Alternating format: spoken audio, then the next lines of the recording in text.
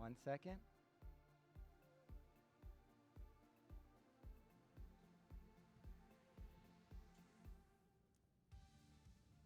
All right. Well, welcome, everyone. We're going to do very brief introductions so that you have a little bit of context as to the words coming out of these individuals' mouths. I'll begin. My name's Matt Landau. I'm the founder of VRMB, which is an educational platform. I bought my vacation rental company in the historic district of Panama City in 2006. And for 6 years, we were the only place to stay, and we made every mistake in the book. Yet there was no competition to take over. And that was my learning environment. It was way before the days of Airbnb. It was before the days that we had tools to enhance the guest experience. I since sold that business and now focus on the educational stuff. So I'd like to start at the end with Zach and share your name, a quick snapshot of the company so that people have an idea. But I'd also like you to include what the dream company looks like several years down the road. Okay. So my name is Zach Zinn. I'm with a company called VacayAZ. We're based out of Scottsdale, Arizona. Director of operations there. And we have a focus on larger estate luxury properties. And I guess my dream company is one where I get to take a few days off a week. Is it asking too much? That's right. Simple things. Beautiful. Hi, Dawn? my name is Dawn Huff, and my company is called Miss Kitty's Fishing Getaways. We are based out of Rockport, Texas, and I started my company in 2003 with a single home, and now we have about 160 homes. I signed on with LiveRes in 2008, and not only was there no Airbnb, but we did have VRBO, and when I signed on with VRBO with my first house, I was number 4 in Rockport. I was the 4th house. There was only 4 houses on VRBO. So that's a long time. My dream company, I'm getting real close to it. It's where I don't have to be there very much, and I've got my fantastic team doing everything for me just the way I would do it, except better. Nice. So I'm Sarah Elizabeth Jordan. I'm with Sanders Beach Rentals, and I'm the director of operations there. We manage 75 luxury properties on 30A, and my dream company would probably also be taking a few days off during the week. You can tell we're all over. But I did just get back off the vacation, so I mean, I can't complain too much. I'm Matthew Loney, President and CEO of Explory. We're based in Destin, Florida. We help property managers leverage local tours and attractions. You can tell it's a tech company instead of a heavy in operations company because my dream company is going to be a little bit different. But I dream about the day when Explory can help property managers really market to guests based on their interests and really help them create that kind of well-rounded guest profile so we can get away from so many price initiatives. Beautiful. And if you've attended one of my panels, you know that we ask that the vendors, in this case singular, avoid using the name of their own company on stage. We all now know who you are, and we think you're great. So we want you to help us instead of sell us, and I don't think that will be too difficult. This panel is titled The Guest Experience, Mastering the Guest Experience. And when I saw that title, my brain immediately turned off. I was like, I have seen this phrase, the guest experience, so many times that it almost means nothing to me anymore. But of course, I know it's so integral in every stay. So my first question for the panelists, and I'd like to start with Sarah, is what is perhaps a better way of thinking about the guest experience? What is another thing we could call it? So how we like to kind of think of it is being on the forefront to create the ultimate backdrop to create lasting memories. So if you think about any vacation you've ever taken, I love a good luxury resort and I love those small details of it, but it's not the resort that that's creating all the memories with it. It's those details that create that great vacation, but it's your family that's with you in it. And so we really just want to create that ultimate luxury backdrop of being on the forefront of handling all those things that you didn't even realize that you knew you needed done. And Don, you had a similar riff on memories, right? Right. We like to create lasting memories for our guests. And I'm fortunate enough to be in one of those markets where we have people that come back year after year, and many of our customers have been coming down with their grandparents. And we hear stories all the time how, I caught my first fish on a trip with my grandpa, and now I want my kids to have that same experience. And they're coming down with not only their grandparents, but bringing their own children and renting a house and all staying together. So those are memories that are going to last a lifetime.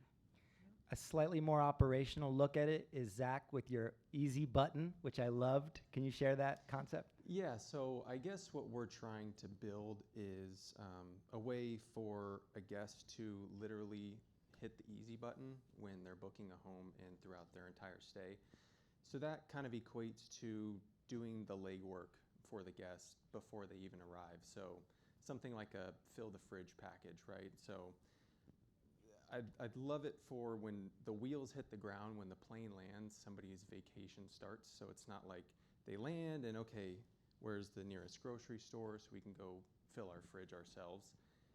Right when the wheels hit the ground, they're going straight to the house and everything's prepared for them. And they're willing to pay for that too. And Matthew, I'm guessing your purview is beyond just the property itself. It's how we interact with the destination. Yeah, I think ultimately what we're really all focused on when we talk, I think about guest experiences, how do the guests feel when they leave? When they're done with their stay, ultimately, like what is that feeling? And I think if we've given them a great guest experience, it's very positive and they attach more to the brand of the property manager than just simply a place to stay. And I think all these things lead to that. It makes that guest feel better about the money they've spent and the time they've spent in market. And I'd like to stick on this same topic I'm starting to think that the moment the guest comes in contact with us from inquiry to the moment they arrive, to the next few minutes, I feel like that might be the pivotal marketing of any future repeat or referral booking. Matthew, senses-wise, walk us through the sensory. Yeah, I think I can't remember who I was talking to, but it was a property manager who, was talking about when they walk in, one of the tests they do when they walk in a home they're managing is they go through their senses. What does it look like? What does it smell like? And they kind of run through that. And, I think one of the things that we can focus on is, when are our guests arriving? Is there a way, through home automation? There's some good companies out there now. They're doing some cool things there where the TVs can be on, a couple lights can be on, where I don't have to leave them on all day, but maybe the door lock can then notify so a couple lights come on so it's not dark. What does it smell like? And I think if you can hit on those senses, it's just a much more enjoyable first couple minutes, and then I think that sets the stage for the rest of the trip. What's the tool that gets the TV on? Well, so the smart televisions. Smart tunnel vision? Smart televisions. Smart television. Yeah, the smart televisions. I think you can set them to turn on to a certain channel, so you can play music, light music. You can just have a couple of smart lights, and really all you need from there is to be able to notify through your PMS when they punch in the locks for the first time during a stay. I love that. I stayed at a boutique hotel in Panama, and the music playlist was so amazing. It was just like, I loved it. And I still listen to that playlist to this day. El Otro Lado. I remember the name of the place. By show of hands, who uses smell in their arrival? And is that with what, candles? What are you using? Yeah.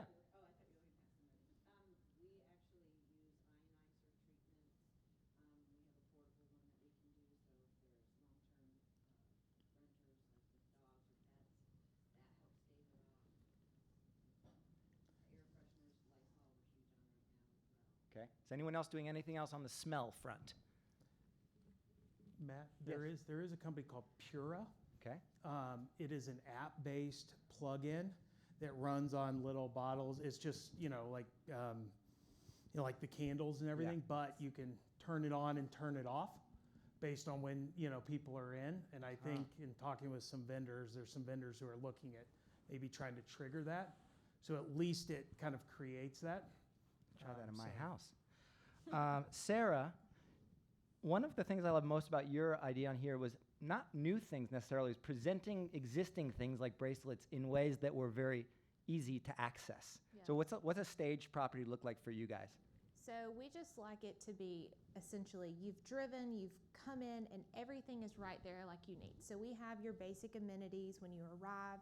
We have amenity bracelets that you have access, but it's just ensuring that they're right there where you can visibly see them as soon as you walk in the door. You have your hang tags because you would be amazed when they're not there, you may get a call. And so that's taking time after they've been in the car for 5 hours with screaming kids and they're like, I just want to go to the pool and have a cocktail, you know? And so really, I think in the whole scheme of the guest experiences, and there's so much technology and there's great things, and we've certainly adapted some of that, but it's also easy to like get caught up in that sometimes you have to simplify and you have to say, okay, are the little things there, like the bracelets because you know they want to go to the pool? Are the bikes lined up with all the locks? Because they're going to call if it's not there. And so remembering the basic things.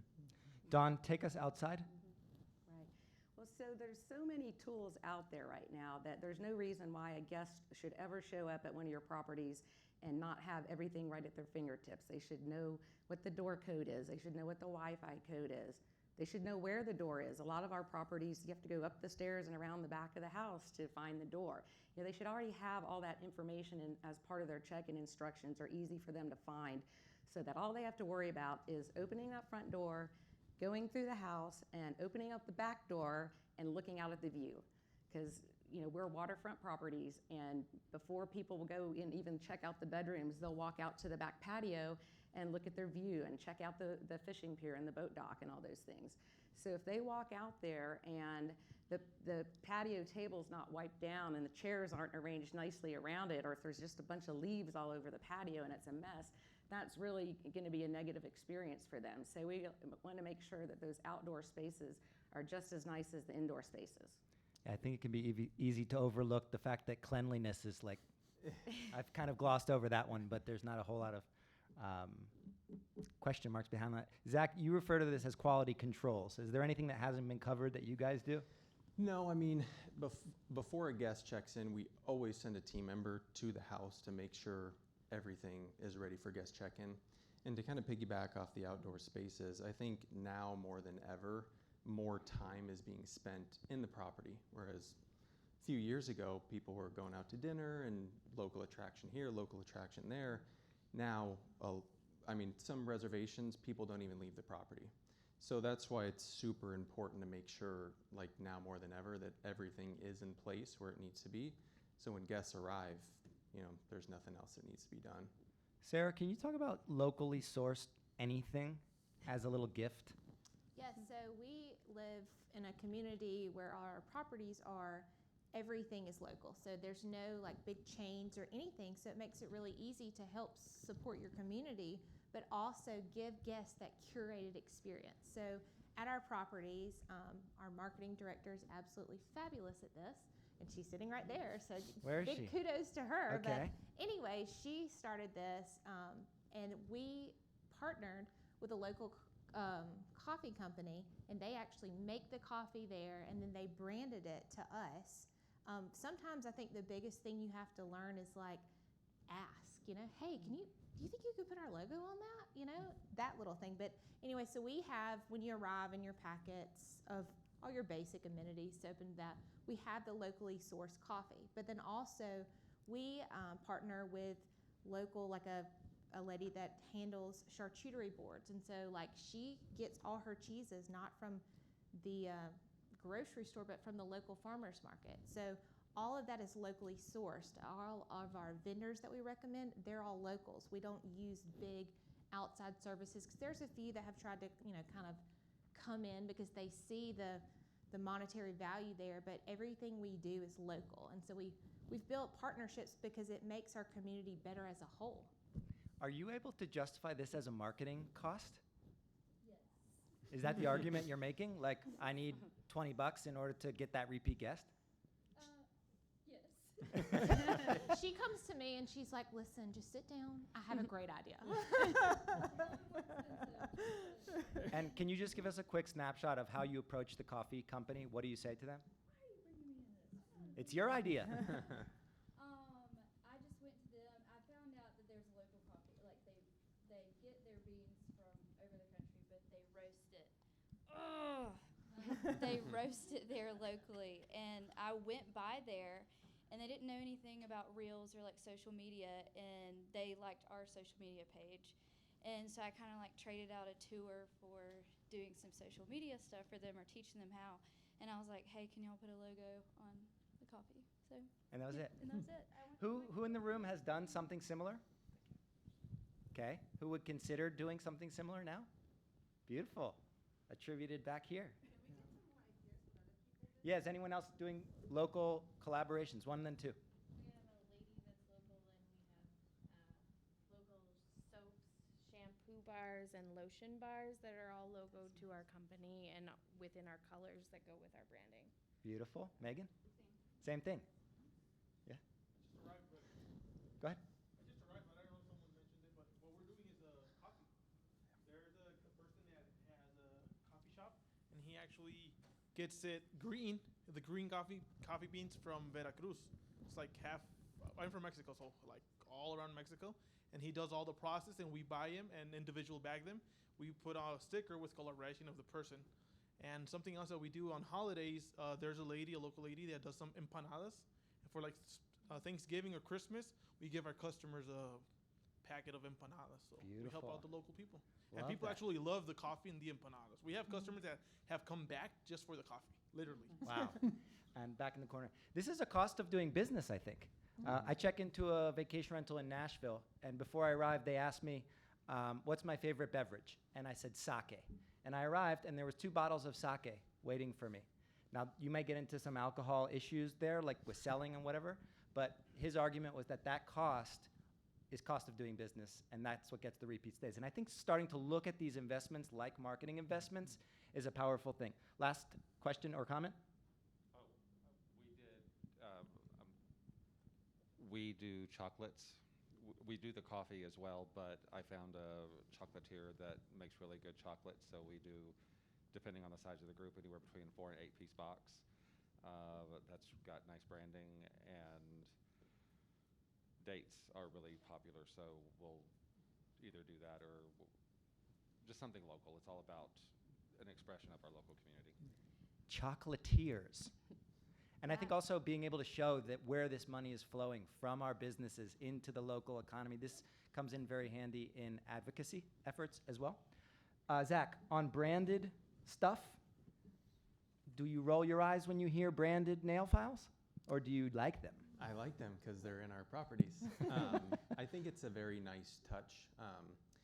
With COVID, people are kind of migrating away from hotels, and that's something that generally, when you stay at a nice hotel, you have a lot of branded items, take home stuff that would be, at a Ritz-Carlton, you can get those kind of items. So we do branded nail files. We do small little bottles of sunscreen with our logo on it because we're Arizona. Small bottles of lotion, notepads, pens. I think it just adds to the guest experience, makes them feel more comfortable renting from your company and being in the home. So, And before we move past senses, Dawn, do you mind touching on temperature?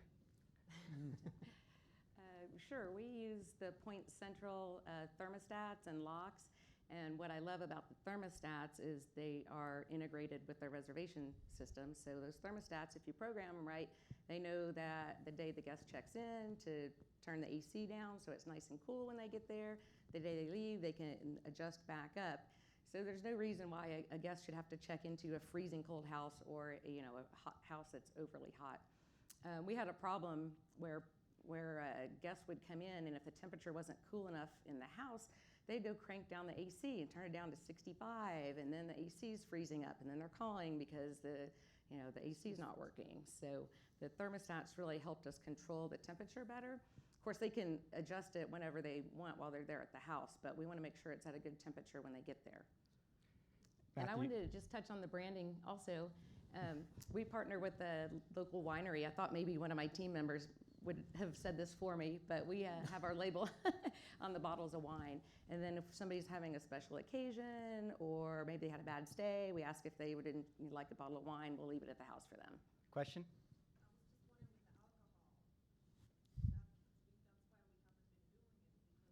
We don't give it out to everybody. We don't leave it in every property. And we usually ask if we're going to take it by there, would you like a glass of wine? We'll use it for our Valentine's specials. The winery will give us free wine glasses with their etched with their name of their winery on there, and then we have our logo on the wine bottle. So it's something that they choose because we understand not all guests want alcohol.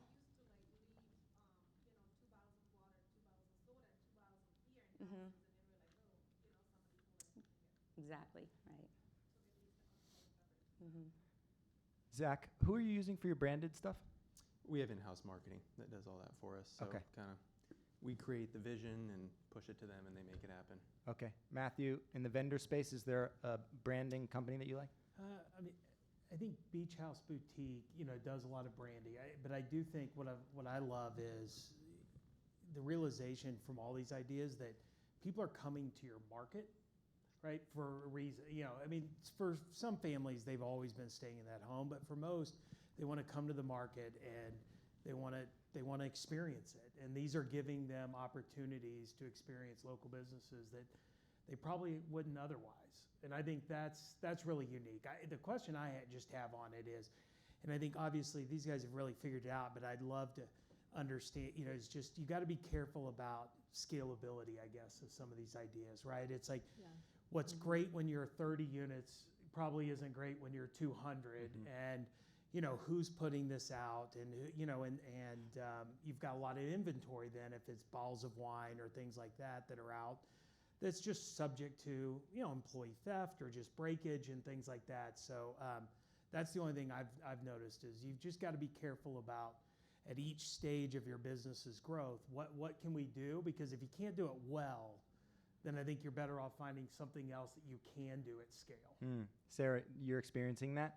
Well, yeah, because we have had substantial growth from over the past 3-4 years, especially I would say in the last 3 years. And so you're absolutely right. The same product, for instance, you cannot afford to put this elaborate cheese board in every single home. But if they're spending $20,000 a week, you sure can. You can get that thing delivered. But, just exactly right. You can't, and we always change and assess each year different products. The coffee, we do order it in bulk, and so we do get a discount. But also something else I learned is like you can't order too much because it will go bad. And so, yeah, that is something to factor. I think it's great, especially in a setting like this, to run ideas from different people that have experience with different ideas. But then you also truly do have to go home and kind of do the math and think about the logistics side, because you can have a great idea, but you're absolutely dead on. If you don't do it well, it's not worth doing it. So.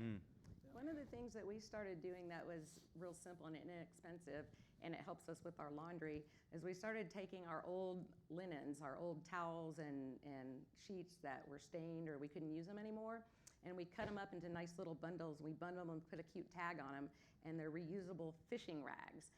So pretty much everyone who comes down to Rockport wants to go fishing, and we found they were probably taking our washcloths and our hand towels out on the fishing pier and on their boats, and we had a lot of loss that way. So we ended up just bundling them. They're clean, they're nice and neat. They can use them for extra towels in the house if they want, kitchen towels. But that has been real popular. It saves us money, and the guests think it's kind of cute. Also, if you don't have a fishing destination, that's a wonderful thing to donate to local causes that could use sheets or towels that are not perfect anymore. Dawn, you also have, when you have a special guest like a birthday or anniversary or something like that, you improvise and do something special, no? We do. If our reservation staff finds out there's a special occasion, then we try to leave a little gift basket or a card or something just to make them feel special when they walk in. One time we had this family that they had adopted a little girl, and I guess the little girl was like 2 years old, and they almost had to cancel their vacation, but then the adoption went through, and they were like, oh, we get to come down with our newly adopted little girl. So we got like a teddy bear and a little gift basket and just said, congratulations on your adoption.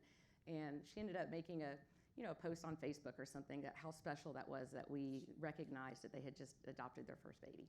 That's awesome. Beautiful. Matthew, would you mind helping us understand the pros and cons of monetizing referrals to local businesses versus what I used to do at my vacation rental business, which is just freely introducing our guests to great services? Yeah, and as someone who's dealt with the local activities and attractions and talked with a lot of partners, and I may be a little biased, but I think it is very difficult unless you're doing it at massive scale to truly monetize local tours and attractions through the selling of tickets. I have not seen a property manager who's done that well, and one that's done it where they've even covered their cost, right? And so, I really think that the real value is in making sure that if they want to go fishing, if they want to do a private charter, that you're sending them to someone that they're going to have a great experience, right? Because by the time you try to figure out, okay, how am I going to, logistically coordinate all of this, and again, as you scale, and are you really going to track it with these vendors, and then the amount of money you make, you're better off. What I've encouraged people to do is if that's the avenue you're going down, say, look, why don't we just do something in kind, so that when you get these VIPs, maybe your charter boat fishing guy says, hey, 1 or 2 a year, we'll do complimentary for you. And so when you get those, you say, I want to use this for that. Now you're not trying to, you're not trying to monetize them every single time. And I think you're truly building a partnership with those activities, as opposed, and I will tell you right now too, for most of your local tours and attractions, they're a lot like vacation rentals. Distribution's not a problem. Mm-hmm. Like, they've cut off a lot of their district because they can get full paying gas. But if you can help them market to your guests and just say, hey, when I need something, maybe I can call for a discount, or I need to send a guest. I think if that's the avenue you're going down, that's the way to really get benefit out of it, is through the partnership. Has anybody, by a show of hands, figured out how to monetize these referrals? No one? Kind of? Any, mind sharing what's working?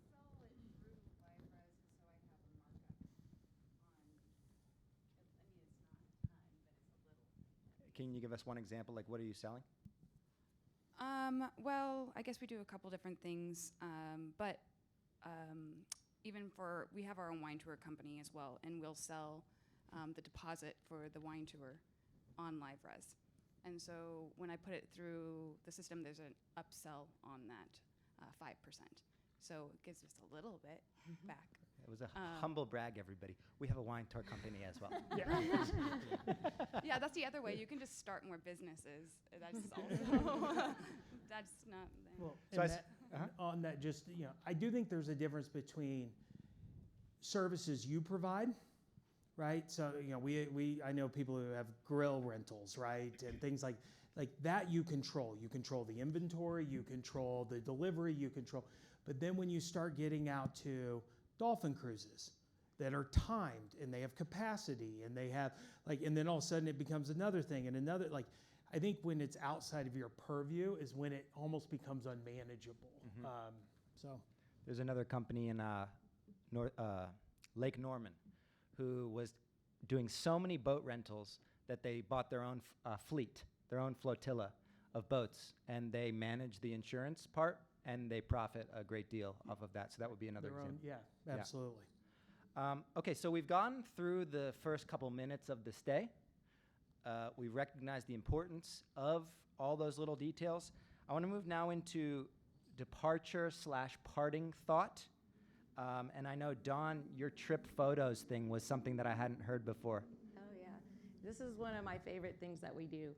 We have a photo contest that we started I think in 2011, and we give away, few nights stay, we give away swag, discounts off stays, things like that, and we invite our guests to submit their favorite vacation photos.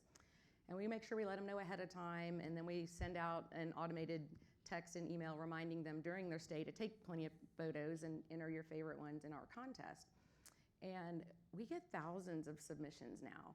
I mean, we ask for 1 or 2 of their best photos, but some people will give us all 50 of, they give us the entire slideshow of their entire vacation that we get submitted. So it's quite a process to go through all of them. But we use them on our social media. Of course, we have them sign a waiver, make sure that we can use them or their children on our advertising areas. But we'll post them on Facebook. One of the ones that everyone likes the best is a big fish picture, right? Cute little kid holding up a big fish, big eyes. That's always a really nice one. People love sunsets. They'll always submit their sunset photos. And then the very best ones we'll use in our email marketing. And the ones that aren't as good we'll put on Facebook, but they're a lot of fun. And people they'll tag their family members and their friends that are in those photos. And I know we got a comment one time, somebody was like, Billy, you finally made the Miss Kitty's Facebook page, and it's like, yay. But so that right there, that's creating that memory after they get home from their trip. They're going through their photos and remembering the trip that they just had. And then it gets them back the following year for their free trip. So, yeah, it's worked out real well for us. Zach, upon departure, is there anything you guys are doing to seal that guest experience in any way? Not upon departure.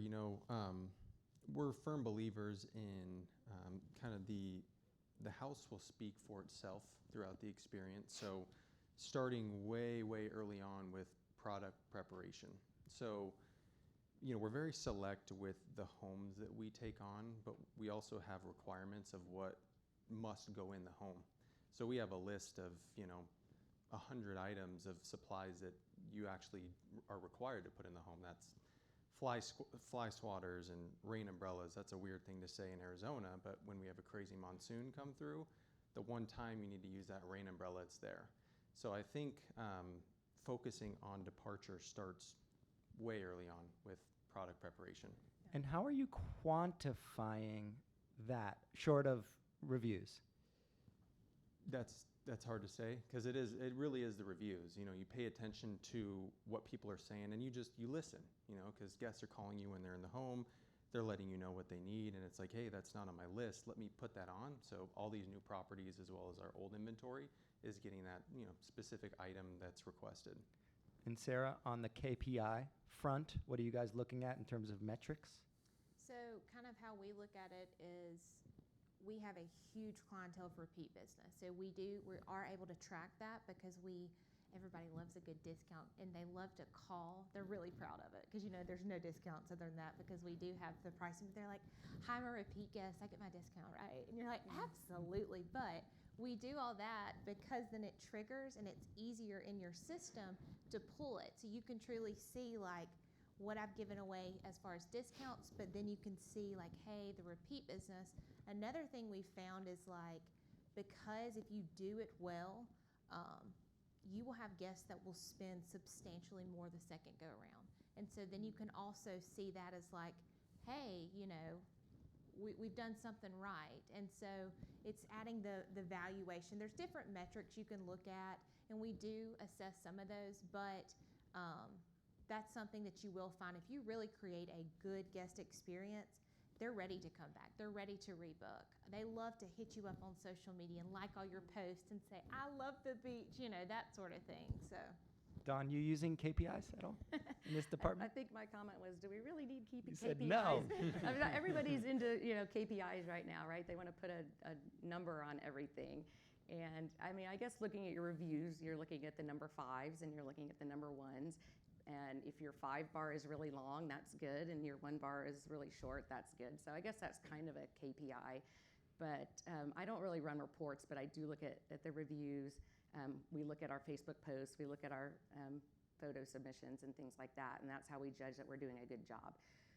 We especially look at the bad reviews. If we have a really bad review come in, what went wrong? Why did this guest have such a bad experience? And usually we already know before that review comes in that everything went terribly wrong with this guest stay. We're prepared for that 1-star review. What can we do to try to make it better next time and respond to it? But those are unfortunate when you get those, but we try to make sure there's very few of those. We really want those 5-star reviews. I think it's important too when like piggybacking off of reviews is like sharing those with your team, especially like your housekeeping and your maintenance. just to get it, like helping them understand truly, like, I know it seems not a big deal to you that you missed that, but here's the after effect and that sort of thing. But then also, you know, it is important to share the negative, but I think it's very important too to show the positive. Like, you all killed it and you were doing an awesome job. And here's, you know, especially when they hit on one of those notes about cleaning, or like the maintenance guy came by and he was so nice. You know, little things go a long way in helping that cycle of the guest experience with reviews. You're literally If they give a name too, sometimes they'll write a Yeah. review and they'll name the person that they talked with or the maintenance guy that came by, Yeah. and you'd be sure and share that with your employees. you're printing these out, yes? We have we text them to our Okay. group. We have a group that we text them to and make sure that they, you know, share that information. We're sharing it directly with the heads of the departments. They can pass it along. And then, of course, if there is a negative review, you know, sometimes, you know, you have that guest from the moment they arrived. Nothing that you can do is going to make them happy. It really just doesn't matter. But we still like to address that when they leave. Of course, we always, you know, say, hey, listen, we would love to have you stay again, and really show you, you know, try to work that. Some people are like, listen, I don't want you to come back, but I'm going to do this anyway because, you know, customer care. But we do take the bad reviews and we go ahead and we flag them on our checklist. And so making sure that we check that home immediately after they leave. So is it true? Is it false? Is there something we need to look into? Just so it doesn't kind of get lost in the shuffle. Matthew, your visualization tools, I think, are very handy here. Mind sharing that?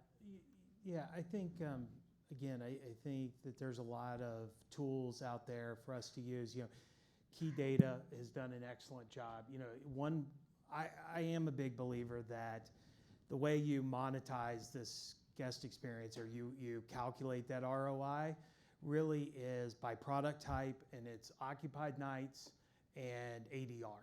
And what I would start doing is tracking how we're doing versus the market, if you're in a market that Key Data can give you by product type, and, you know, set goals for yourself. You know, we want our 2 bedrooms to exceed the market, you know, 2 bedrooms by 3% in ADR and occupied nights, and because that's ultimately what this is all about. I mean, we all want to provide a great experience, but we want to provide a great experience because it means more heads and beds at a larger dollar. You know, one thing on the checkout, and I haven't seen anybody do this, so if anybody tries it and it works, just, you know, maybe drop me a note because I think it'd be great. But, you know, there are some cool companies out there like Snapfish, where I bet you could buy a promo code and send it to your guests, you know, maybe upon departure, and allow them to create their own little 8-page flip book with their own guest experience. And maybe the deal, you know, and you'd probably have to do it at scale, but it'd be really cool if in exchange for that, you could find a group that would say, hey, but if they use one of our promo codes that we've bought, that, you know, you'll throw our logo on there. You know, because I think that's the first thing my wife does when we get home, is she uploads all these and she creates these books. And so we have all these memories, and you want to associate yourself, associate your brand with those great memories. And I think helping them memorialize those would be kind of a cool way to finish off the trip. Zach, your team meetings, I'm guessing, are designed to go over the stuff that's not necessarily quantifiable. Is it basically a full debrief? Right. So basically, every single Monday is kind of going over what happened that week, and especially the weekend, because, you know, our market's very heavily weekend bookings.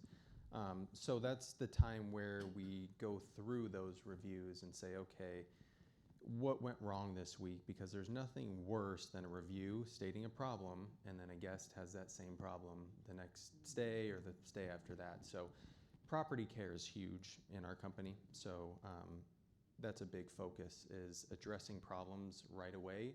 And if we can't get to them right away, making sure upcoming guests know exactly what they're getting into.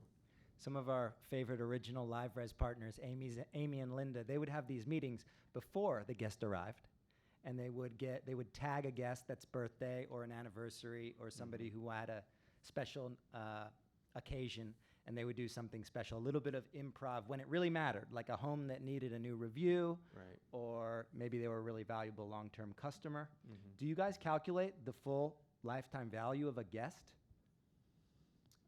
How so? How do you mean? You've got your one stay, Mm-hmm. and then potentially, if you do a good job, you have maybe 2 stays, maybe more. Right. Do you look at things through that lens, or is it one by one? No, we do. Our market's a little bit different. You know, coming from Scottsdale, Phoenix, our repeat bookings isn't as high as some smaller markets. You know, when people come to our big city quite often, so they're jumping around. So again, we're just big believers in if you have a great product that you give these people, then they feel comfortable with your company, they're going to come back again and again. And finally, Dawn, any thoughts on the reviews stuff that hasn't been mentioned yet? I think most of the review stuff has been covered. Okay. Yeah, that was But complete. mainly, making sure you share those reviews with your team members, positive and negative. And we respond to every review. So we get reviews, you know, on VRBO and on Google and on our own website. So we always try to put a response to, you know, thank you for the great review. Thank you for sharing your experience with us. And if there was any problems that they had, address those and let them know that we saw what they said and we tried to, you know, change whatever went wrong. One of my favorite tips is printing out the reviews, and if there is the word clean that's been used, highlighting it. And if that word clean is prefaced by an adjective, highlighting that in a different color and paper clipping with a $5 or a $10 or a $20 bill to the back of the review, so all of a sudden your team is able to see the outcome of their hard work. Increasingly, the job is getting harder, and expectations are getting more ridiculous. And we're not superhumans. So I'm curious, first of all, Sarah, what compass you guys are using for these tricky, difficult decisions at the end of the day when it's not necessarily making sense on paper? So I think that sometimes in the midst of all this, and you're absolutely right, the guest expectations get higher and higher. And I'm like, would you like me to bring you a unicorn to your house this week? I'll be right back. But truly, I think sometimes you have to go back to the basics. So I think that it goes back to, like, at the end of the day, monetarily, if a guest is griping about something, how much of a loss really is it? Because I'm just trying to, like, make you somewhat happy and move on with my day. Because in the big scheme of things, if I'm spending all my time going back and forth with you, number one, you're not going to come back. But number two, then I've lost even more hours of my day that, you know, from a monetary side, it's expensive. And so you kind of have to sometimes pick your battles, per se. Another thing, too, is just sometimes picking up the phone. I know we live in a world of texting. We do a lot of texting, and we utilize Rubaroo. It's awesome because they have the guest platform side, but the texting, we do a lot of that. We answer all sorts of random questions. I wish I could pull all the questions that we answer. But guests like that. But then sometimes you just need to pick up the phone and say, listen, did we have a miscommunication, or how can I best assist you? And sometimes that goes a long way. We call all our guests before they come in. That also kind of helps you set the tempo, see if they need anything. So you're going to get a text from us. Obviously, feel free to call us, but text us. You really want to say, don't call me, just text me. But that sets the tempo. It also helps you flag those that you think that may be a little tricky, that sort of thing, and we do flag it. So then you can know who to pick your battles with. Mm-hmm. But it works. It really does. I think it, in the big scheme of things, just going back to the basics and simplifying in the midst of all the tech that does help, you know, make the process smoother. Brady, question? So we have a checklist system, and we highlight it, and we send it out every Monday and every Thursday. And so it's a 2-week basis, and it tells you who the guests or who's coming in, which property, the dates of their arrival, and then any notes we need to know. And then it's highlighted if, you know, there's something that's important, or, you know, there's a maintenance issue, that sort of thing, and it's sent out via email and text to our group. Cool. And it's important to add your Yeah. homeowners to that list too. We have certain homeowners coming in. We better make sure we Yes. highlight them and make sure the property's perfect for them because they have their own experiences, right? And Don, I'm curious, a question on the back.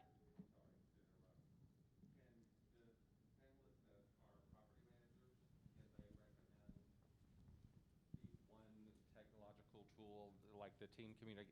You're talking about that team communication. Mhm. I would love to hear what that tool is, because I am looking for that. I've got 12 people that I am trying to connect. So as far as the team communication, I will say in our area, because of the sales service, we have a good old-fashioned group text message that everybody loves.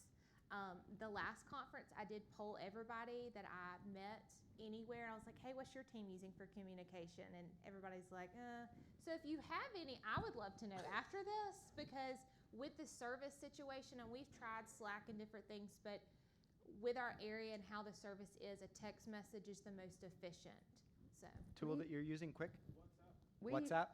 Oh, we use a tool called Chanty. Summer, do you want to tell a little bit about Chanty? You know, Chanty's very similar to Slack, and the first week that we initiated it, actually, we had a tropical storm heading our way, so the learning curve went really fast, figuring out how to best use it, and we were able to get our maintenance team scheduled to go out to homes that needed storm prep done. When we had to start moving customers, we created a thread for that. With connectivity problems, it might be an issue, because I find unless I'm someplace with good service, it takes a long time to load. I would say the user ease of it is probably one of the pros, and the cons would be that after a while it just starts to stack up with so much information that you have to really make sure what you're putting on there is not superfluous and that it's necessary. Any But, other tools? We use a product called Notion, not more so for communication, but it's kind of like an online database of like everything you're ever going to need for the business. And you can set up the beautiful thing about it is you can build it out however you want to use it, but you can tag people on certain events and they get notified on their phones, so you can use it for communication. But we more so use it for just kind of that central hub for everybody to go to, and they can access all the information. All of our business operational procedures are on there. Pool heating is a big thing in our business. So to see all of the gas, and does the pool heater need to be on, and when does it go off? So it's a great central product to keep everything in one space. Tool? We found a texting program called Text line. It's text line. We originally wanted something that would be the exact same phone number as the company for guests, and it's technically VoIP, but it's our phone number at all times. And we found out how quickly it transitioned to the staff, because anytime we need to reach a colleague, they were right there. They didn't want to download anything.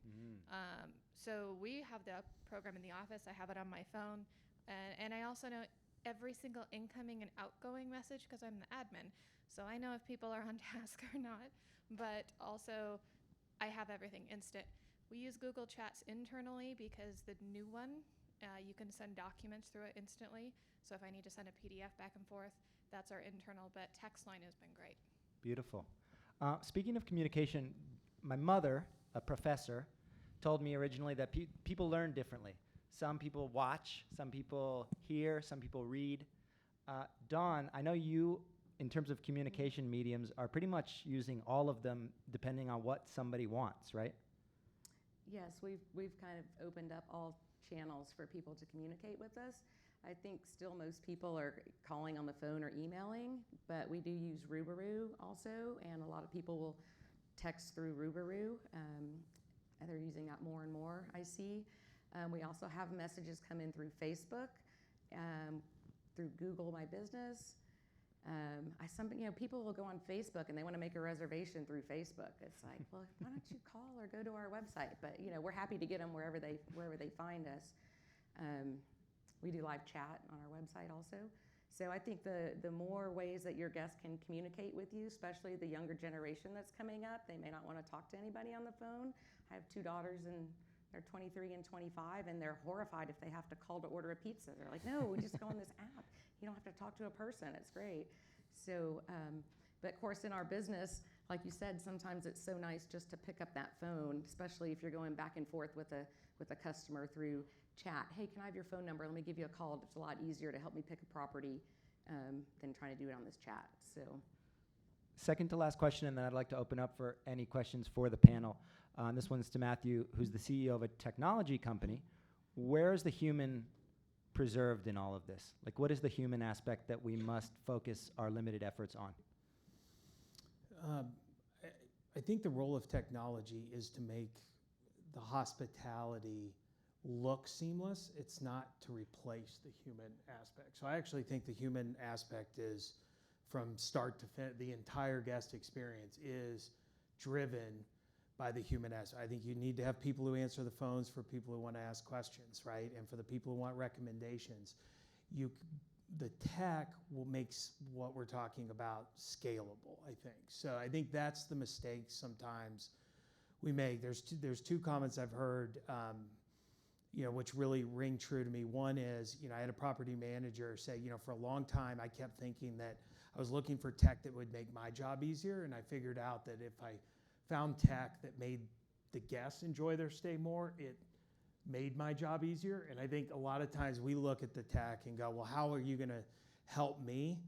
When if we could just make that guest experience more scalable, the end result will be a better guest experience. But I think the people element, it has to stay there. And I've said this before, I think that's why we'll never see the OTAs take over vacation rental like they have hotels. Because ultimately, vacation rentals, especially in leisure markets, this is about a local knowledge and local experience that the OTAs just cannot deliver.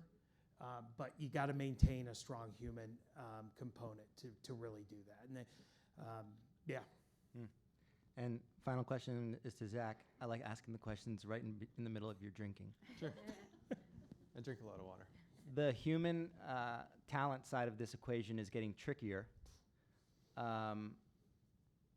Is your approach to allocate any of the activities that are possible, whether they're repetitive or otherwise, to the technology and focus on the important stuff yourselves, or are you somehow solving that another way? Well, I think it's a combination of two that kind of creates the perfect recipe, part technology, part human element, and that's with anything in this business. It'd be great to automate everything. I'm big on automation, but you can't. There's those times where you have to pick up the phone and somebody wants to make a reservation, but they don't want to do it themselves. You can't have a computer do that for you. You have to go in and actually make that phone call. So, it's a very steady balance of the two working together. Does anybody have a question that they're trying to figure out that they maybe came to this conference with? Let's start back here, and then we'll come to Andrew in the front. You got a big voice? Yeah, I should be all right. Okay. Sorry. So with door locks and lock boxes, a lot more guests aren't coming into our office anymore, and it's more contactless check-in that we saw with COVID. How do we still develop that personal connection that we got when they would come into our office, when they would check in? We're trying to look and see how we can still get that personal one-on-one feeling with them when we might not even see them their whole stay. I think it's a phone call.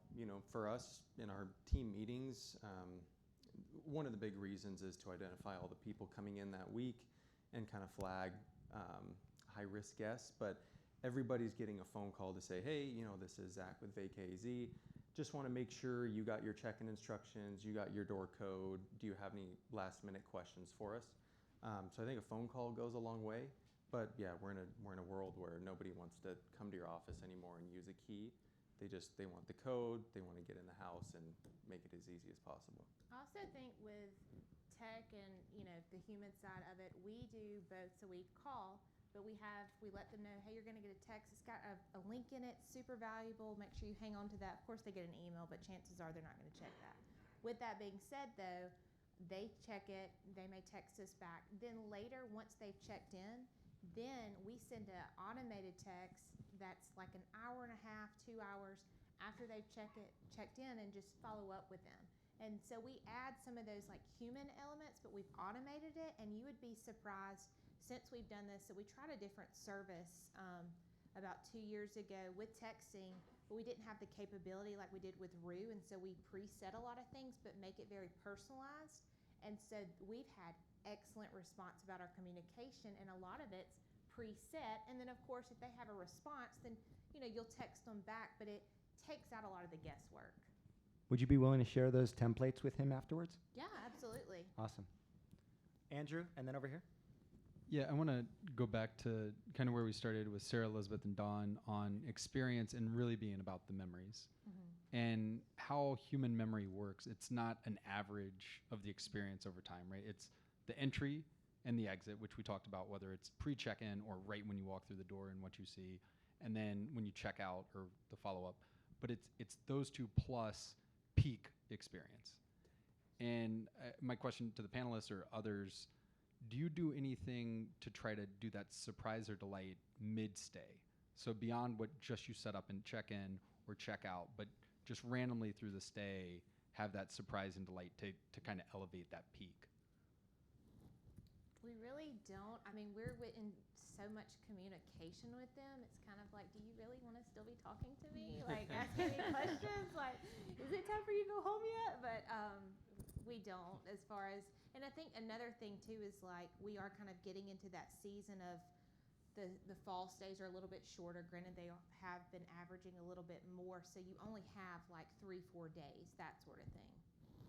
We don't have anything scheduled either, but I live in the neighborhood where a lot of my rentals are, and I take walks every evening. So if I see any of my guests that are out in the front yard or walking by, I'll stop and say hi, and I'll just start talking to them. And kind of, I don't tell them who I am. I'll just say, hey, how's the fishing been? Are you enjoying your stay? And things like that. And if they're open and receptive to having a conversation, then eventually I'll tell them who I am and thank them for staying with us and things like that. And it's something I did in the early days. I used to meet every single guest that stayed with us. I would walk down the street, and because the house was right down the street, and I'd walk down and meet them. And sometimes we'd go out on the fishing pier with them and show them how to catch fish or how to bait the crab trap and things like that. So as you grow, how do you maintain that personal touch with your guests? And it's tough. We're 160 properties now.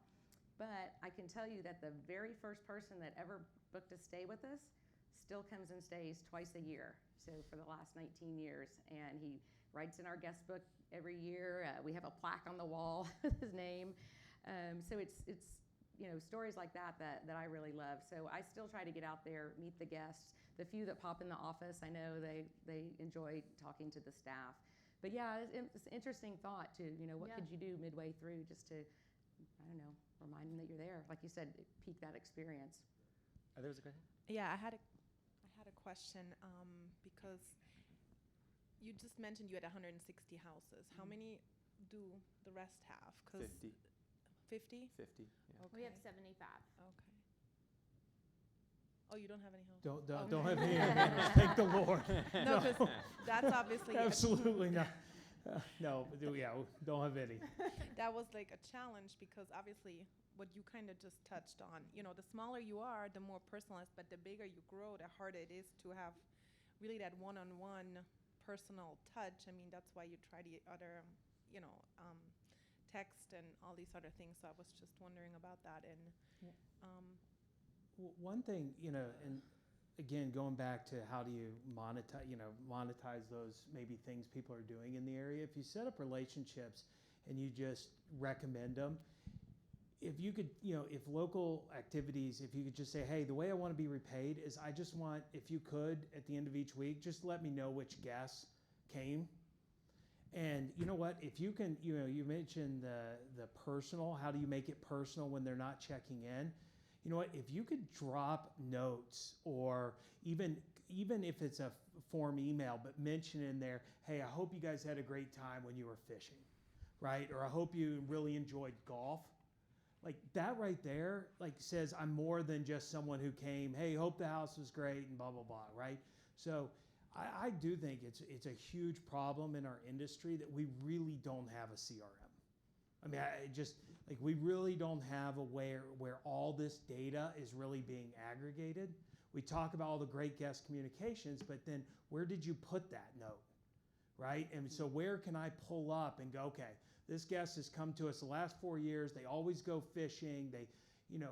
That now is a real person, not a week that's always booked in this house and this. So I would encourage you, maybe that's the way to monetize some of these attractions. I'd like to throw in one last idea before final question, which is what we call the digital handshake. Flipping, I mentioned this at the end of the last panel.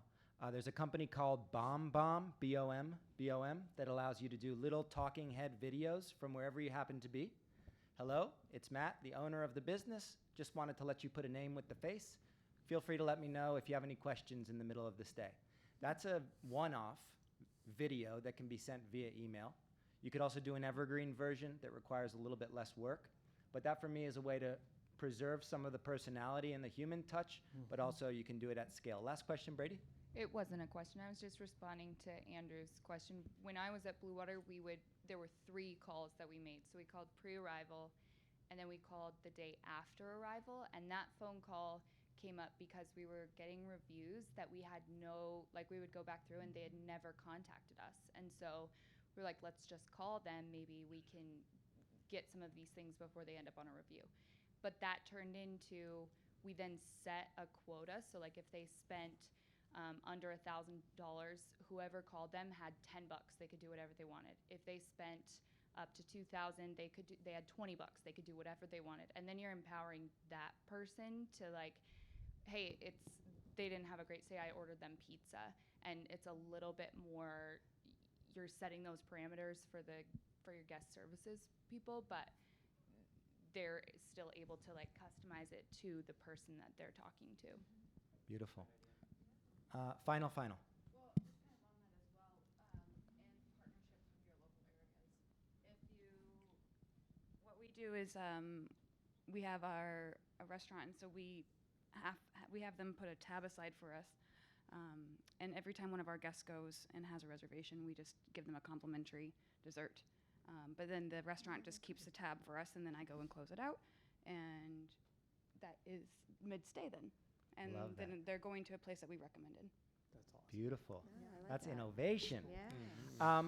It's time to end, but it doesn't mean that these conversations need to stop. If you heard anybody say anything interesting that you want to follow up on or trade materials on, let's do that afterwards. I would like to encourage anybody upon leaving to view all of these things as marketing columns now. Focus less on acquiring new leads and allocate some new budget to these guest experiences, which we talked about can take a bunch of different forms. But if we do a good enough job on that, the acquisition costs are so much lower, and we get to hang out with cooler people who admire our product. So thanks to all of our panelists, and also thanks to everybody who participated. Session done.